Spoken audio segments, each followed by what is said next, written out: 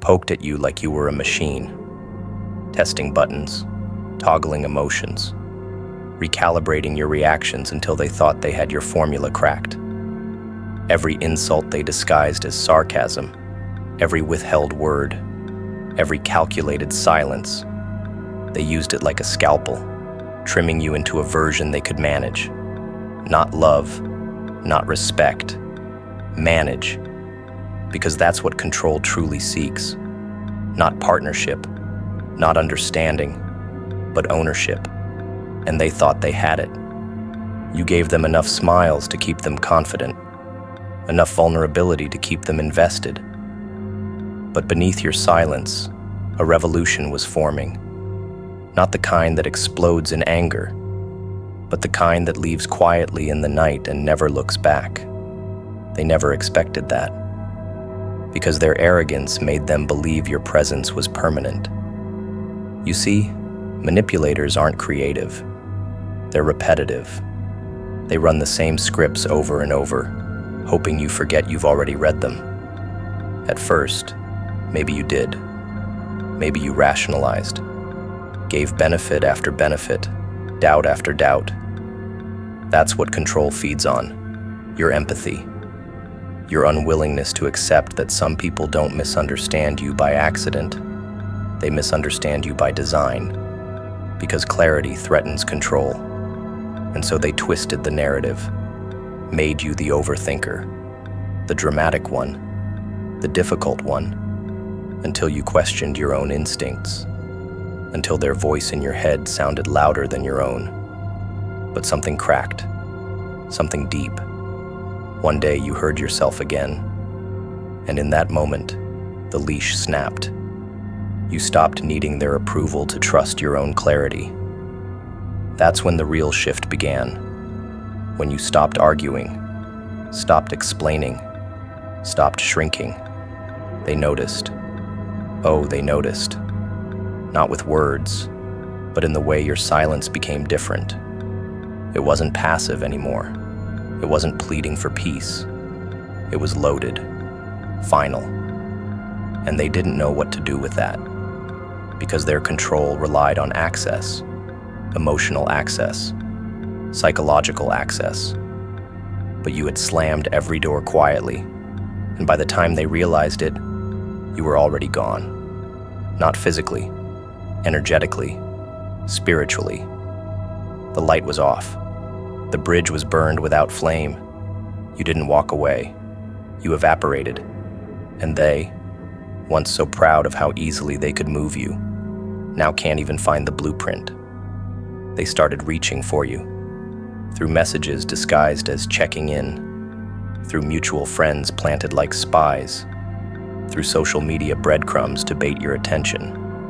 But nothing landed, because you weren't angry anymore. You were indifferent, and that's the point of no return. Because anger is connection, so is pain.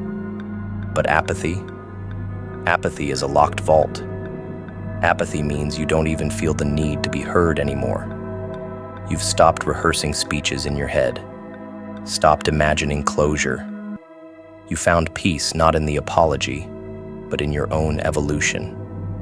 You outgrew the need for justice. And that's what they never expected. They built the cage, but you learned to breathe outside of it. You stopped responding because you no longer needed to. And that lack of reaction was a scream in their ears. Because people like that don't process truth through conversation. They process it through consequences. And you became one. Not by attacking, but by disappearing from the version of yourself they were addicted to exploiting. They used to know how to find you, emotionally, mentally, energetically. But now, every version of you they once controlled is dead, buried, reborn in silence and dressed in sovereignty. They see you now, but they don't recognize you. And they don't understand that what's standing in front of them is not revenge, it's rebirth. And no, they can't reach you anymore, because you've left the frequency where their manipulation functioned. You didn't ghost them. You ghosted your old self, the one who tolerated breadcrumbs, the one who justified neglect, the one who stayed loyal to chaos because it reminded you of home. That version of you served its purpose, but you outgrew it. Now you don't bend, you don't explain, you don't defend, you observe, you move, you make decisions in silence, you operate with intention. And your peace? It's not just presence, it's power. They underestimated how dangerous silence can be when it's rooted in healed awareness. You taught them that not everyone who breaks heals the same. Some heal into fire, some heal into stone, and some, like you, heal into someone no longer accessible to those who thought pain was a leash. They'll swear you changed, and you did, but not in the way they'll claim. You didn't become cold, you became clear. Clear about what you're willing to entertain, clear about what you deserve, clear about the cost of staying in rooms that treat you like you're optional, and they can't stand that, because they built their identity around your participation, around the idea that no matter how far they pushed, you'd come back. But this time, the lesson wasn't taught with words. It was taught with absence, with your absence. And absence, when it's paired with evolution, becomes a ghost they'll never stop chasing. You haunt them not because you're cruel, but because you showed them what life feels like without your light. Let them talk. Let them speculate. Let them craft their narratives. You don't need to defend yourself in the court of those who abused your silence. You don't owe them closure. You are the closure. Your absence, your peace, your joy. They are the verdict. They are the lesson. And the longer they try to recreate what they lost, the more they'll realize. You weren't just a chapter. You were the whole damn book, and they skimmed it. Now they want to reread, but the library is closed, and the librarian doesn't even live in the same city anymore. You're gone. Not bitter, not broken, just gone. The new version of you, they can't reach it, because it was never built for them. It was built from the ruins they left, from the pain they caused, from the lessons they handed you like poison, which you drank and turned into fuel. You're unreachable now, not because you ran, but because you rose. And from this altitude, their old games look small. Their old tactics look ridiculous. You see it all now. How they tried to dim your light and blame the darkness on you. But you're the sun now, and they can't look directly at you without being burned by the realization of what they lost. They said they cared. That's how it always starts. Concern, a tilted head, a soft tone, questions coded in kindness that feel like protection at first. I just want what's best for you. I'm saying this because I care. They presented it like love, but underneath the softness, there was something sharp, something with edges. You felt it. You ignored it. Because we're taught to interpret concern as affection, but real concern offers you space, not chains. What they gave you was surveillance wrapped in sweetness, and it began to mutate, slowly, quietly. Suddenly your laughter was too loud. Your dreams were unrealistic. Your pain was overreaction. Your voice was too much. And in between their lines of care were instructions, expectations, a mold they expected you to crawl into. Not because they wanted to love you, but because they wanted to own a version of you that served them. Control rarely walks in wearing a villain's mask. It dresses like loyalty, like intimacy, like support. They wanted you sculpted, not supported. They weren't trying to understand you. They were trying to edit you. Every choice you made was either rewarded or punished. Conditional affection, the most subtle poison. If you did what they liked, you were praised. When you didn't, the room grew cold. That wasn't random. That was strategy. You were being trained, not loved. Turned into an actor in a script they wrote without your input. They didn't want you. They wanted the version of you that complied, the one that didn't threaten their comfort, the one that shrank in just the right ways. And when you finally dared to resist, to speak, to step outside the lines, their true face surfaced. Disappointment disguised as heartbreak, anger hidden behind concern. They'll call it love until the day you stop obeying. That's when you see the truth.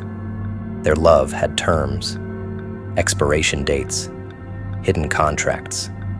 They wanted access to your mind, not to understand it, but to control it. Ownership is subtle like that. It doesn't demand obedience up front. It conditions it. 1,000 small nudges until one day, you're looking in the mirror and realizing you've become someone you don't recognize. That version of you, built for their benefit, trained to keep the peace, to avoid conflict, to suppress yourself to preserve a connection that was never built on truth to begin with. They didn't fall in love with your spirit. They fell in love with your silence. And the moment your voice got sharp enough to cut their narrative, they pulled back, crying betrayal. But it was never betrayal. It was your resurrection. Ownership thrives in the space between praise and guilt.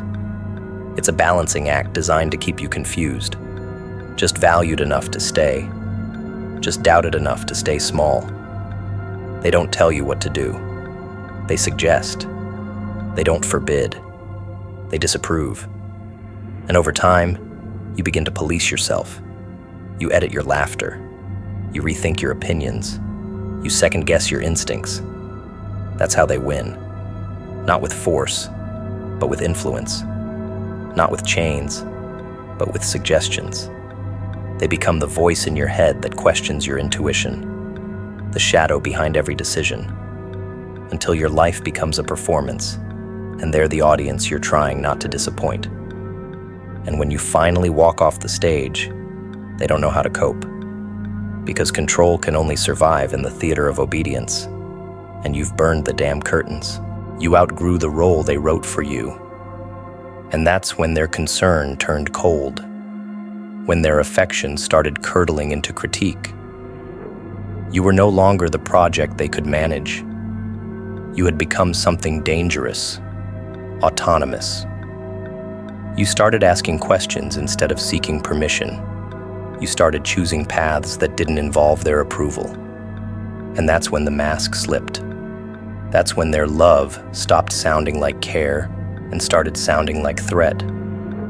They said you were ungrateful, that you were changing, that you were abandoning them, but you weren't abandoning them.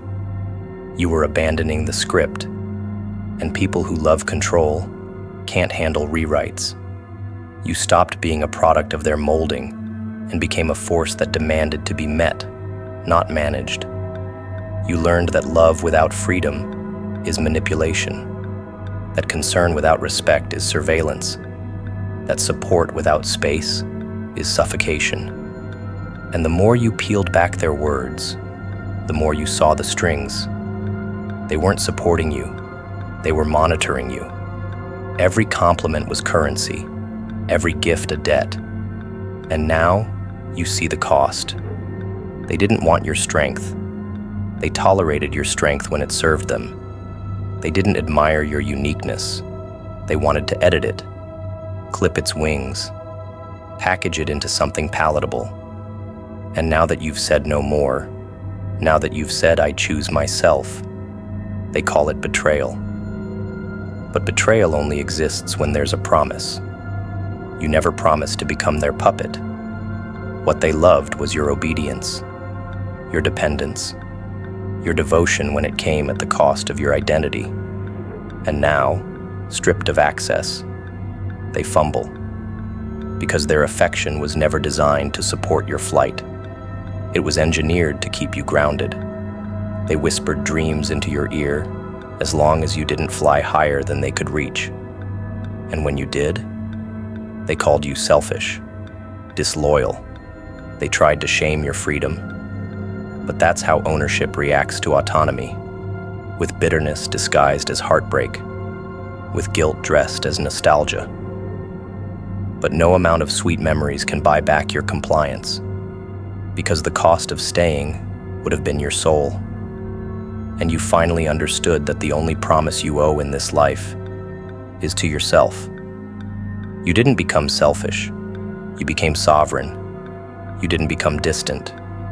You became distinct. And that distinction is terrifying to those who only knew how to connect through control. You are no longer who they remember. And that's your freedom. Not that you left, but that you evolved. That you built a self so defined, so sharp, so unapologetic, that their influence can't touch it anymore. You no longer ask if your boundaries are too much. You enforce them. You no longer ask if your truth is convenient. You speak it. And if your presence causes tension, it's because your clarity is a weapon, not to harm, but to illuminate. And they're blinded by it, because they loved you in the dark. So remember this: control wears many masks, but love does not. Love expands you. It does not limit. It invites you to grow, not in the direction someone else mapped, but in the direction your soul is begging to go. And when you choose that direction, the ones who truly care won't try to stop you. They'll cheer as you vanish into the sky. You used to try explaining, spilling your thoughts with surgical precision, trying to dissect the chaos and offer them pieces of your heart they could examine. You begged them, subtly or outright, to meet you halfway, to hear you, to feel something. But confrontation requires a pulse. Distance doesn't. And now you've learned that a silent withdrawal, done with no fanfare, no theatrics, no warnings, is the sharpest blade a soul can carry. When you stopped arguing, you didn't surrender. You declared war in a language they don't understand. One made of exits instead of explanations. One that leaves no trail, only silence so thick it strangles their assumptions. You walked out of the emotional arena without slamming a door, and that quiet, the calm after the storm they thought would never end, haunts them more than any scream ever could. They braced for the explosion. They anticipated retaliation. They were ready for your anger, your rage, your rebuttal. But what they didn't prepare for was your absence. The void you left behind was not a clean cut. It was corrosion, a slow burn through their self-perception. Because confrontation validates the opponent. It proves they still matter, that their chaos still has impact. But emotional distance? That's a full revocation of access, not just to your time, but to your soul. You didn't just stop talking. You stopped offering energy. You became a ghost, not out of pettiness, but out of power. And that decision cut deeper than anything you could have said. Because they still talk, still reach, still throw bait. And your silence, your complete disengagement, devours their confidence with surgical precision. They scream into the void now. Dress it up as concern. Camouflage it as closure. But you know better. You see it for what it is: panic. The realization that you've detached without intent to return. Because emotional distance, once solidified, is a wall they can't climb. You don't just ignore them. You've unhooked your emotions from their gravity. And that disconnection, that's the lethal strike. Because while confrontation invites dialogue, distance denies it. It rewrites the script without their input. It tells them their part in your story has ended, not with a climax, but with a fade-out so absolute, even their memory begins to echo differently. They will rewrite the past in their heads, trying to make sense of the shift, but they won't find a chapter to reopen. You close the book in silence, and that finality, That's where the venom lives. People understand conflict. It has structure, volume, predictability. They know where the battlefield lies. But distance? It moves like fog. You don't give them direction. You give them uncertainty. And that uncertainty erodes the ego in a way confrontation never could. When you pull back emotionally, you remove the stage.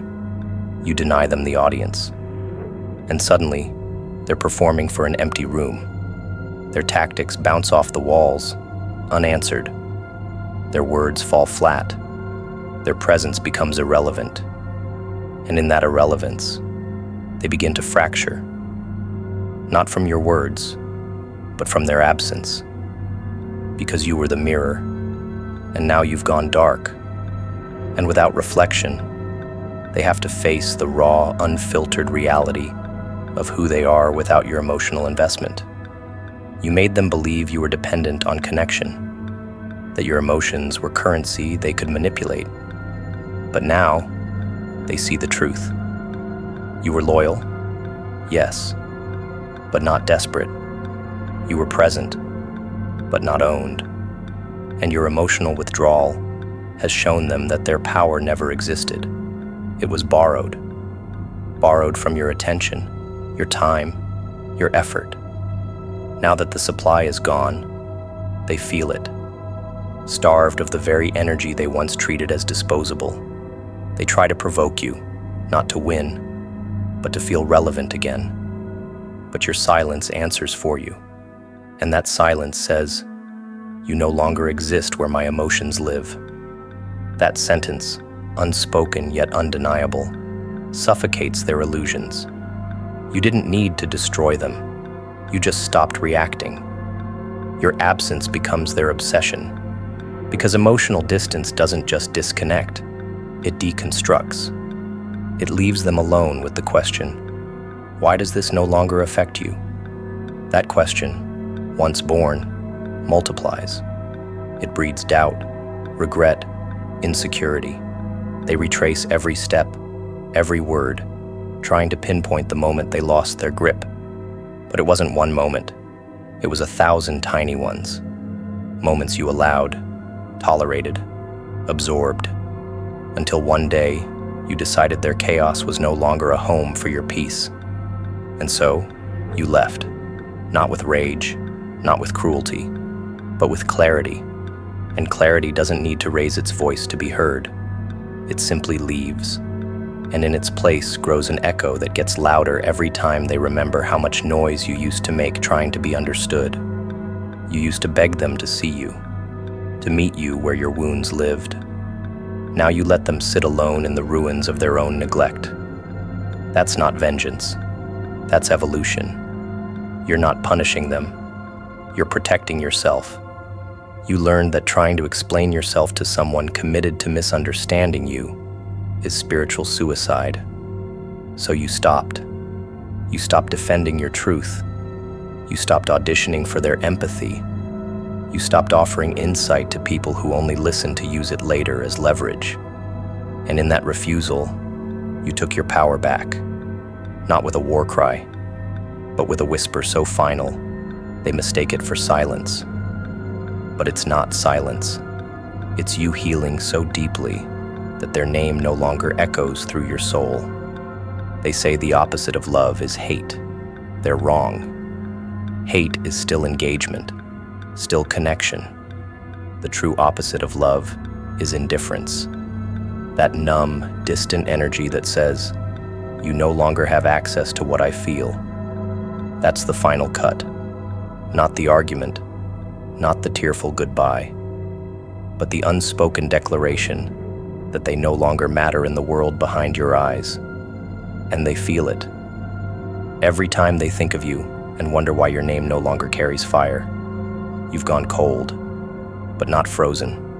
Alive, awake, unreachable. They called your passion dramatic, your intensity a flaw, but now they miss it. Now they'd kill to feel anything from you, even anger. But you're gone.